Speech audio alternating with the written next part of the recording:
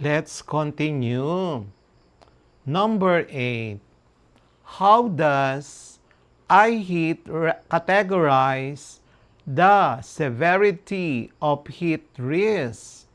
So we're given Pag-asa uses categories of heat levels required. How does iHeat categorize severity? Solution: by assigning risk levels from caution to extreme danger.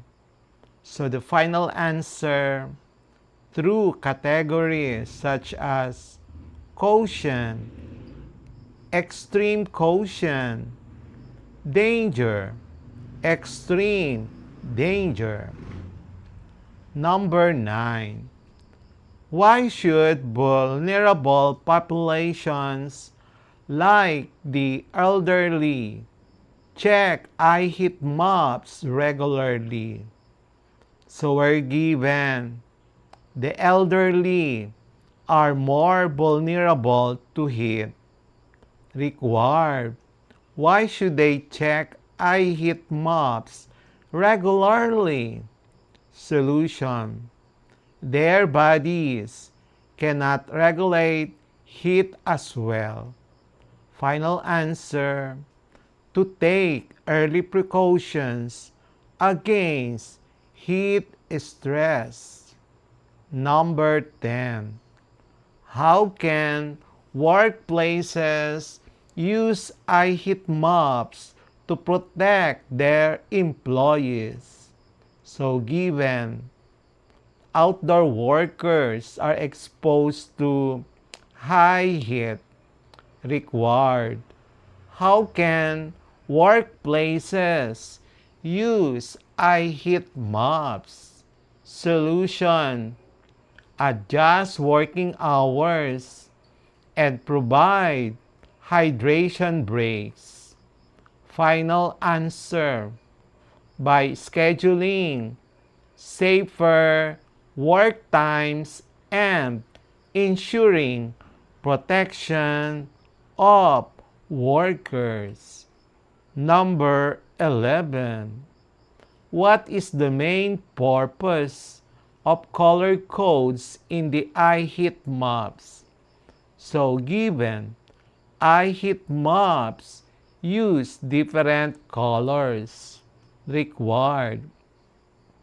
What is the purpose of these colors? Solution: colors show the intensity of risk levels. Final answer: to make heat risk severity easy to understand. Number 12. How often does Pag-asa update the iHeat maps? So given, heat changes daily. Required. How often are iHeat maps updated? Solution: Pag-asa issues daily monitoring updates. Final answer: updated daily, every 24 hours. Number 13. What proactive measure can someone take if the iHeat map shows extreme heat in their area? Given, some areas may reach extreme heat. Required. What proactive measure should people take? So solution: stay indoors, drink water, and avoid strenuous activity. Final answer: limit outdoor exposure and hydrate often. Number 14. How do iHeat maps complement other Pag-asa weather warnings. So given, Pag-asa provides different warnings. Required. How do heat maps complement them? Solution.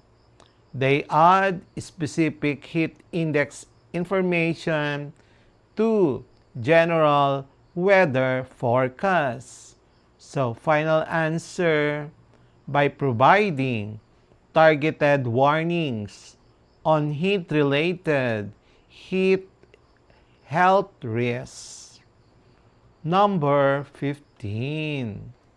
What role does humidity play in determining the heat index on heat maps? Given, humidity influences the feels-like temperature. Required. What role does humidity play in heat index? So solution, higher humidity slows sweat evaporation and making it feel hotter. So final answer, humidity increases the perceived heat stress. Number 16. Why is public awareness of heat maps important for community health? So given, public health depends on awareness. So required. Why is awareness of heat maps important? Solution. People can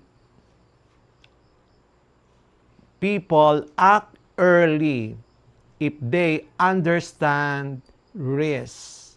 Final answer, to prevent widespread heat-related illnesses. Number 17. How can schools use heat maps to ensure student safety during hot days? So given, schools manage children's outdoor activities. Required. How can schools use heat maps? Solution. They can reschedule sports or cancel outdoor events during extreme heat.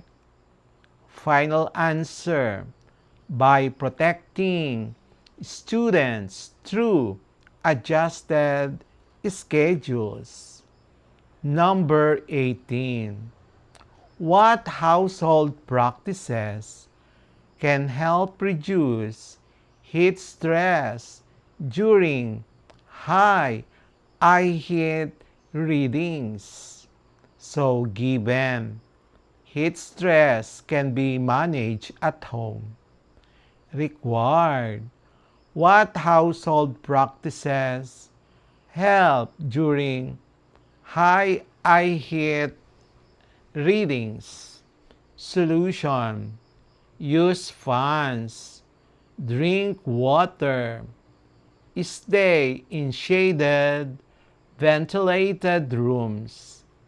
Final answer, hydration, ventilation, and cooling practices at home. Number 19. How can local government units integrate heat map information into disaster preparedness? So given, local government units plan community safety. Required. How can they integrate heat map data?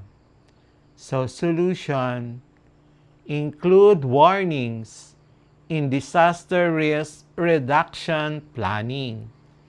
Final answer, by issuing advisories and emergency measures for communities. Number 20. Explain why the heat index may feel hotter than the actual temperature and how heat maps communicate this to the public. So given people often feel hotter than the thermometer shows. So required.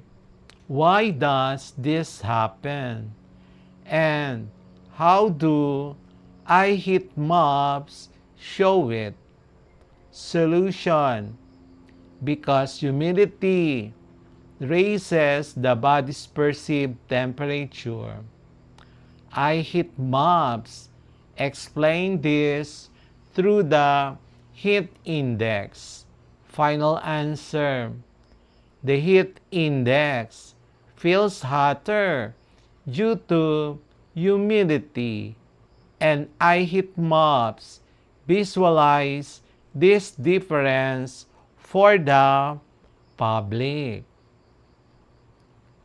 MCQ for our Quarter 4, Earth and Space Science Lesson 9. Understanding Pag-asa heat maps, protecting Filipinos from heat-related illnesses. Number 1. What does Pag-asa's heat map primarily measure? Letter A, rainfall levels.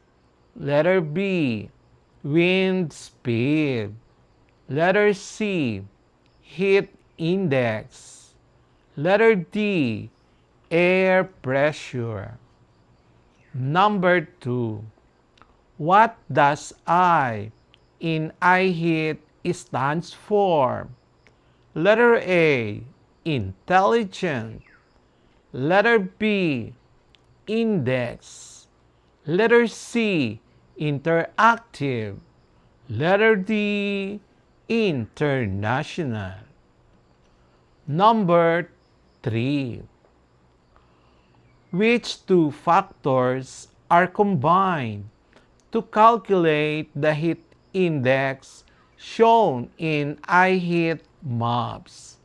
Letter A, temperature and humidity. Letter B, wind and rainfall. Letter C, solar radiation and altitude. Letter D, cloud cover and air pressure. Number 4. Why is monitoring heat maps important during the summer season? Letter A, to identify areas with cooler winds. Letter B, to prepare for typhoon warnings. Letter C, to avoid heat-related illnesses. Letter D, to detect earthquake activity. Number 5. What do the colors in the heat maps represent? Letter A, levels of humidity only. Letter B, different degrees of heat risk. Letter C, variations in rainfall intensity. Letter D, air quality levels. We will have the next part of our Quarter 4 Earth and Space Science Lesson 10.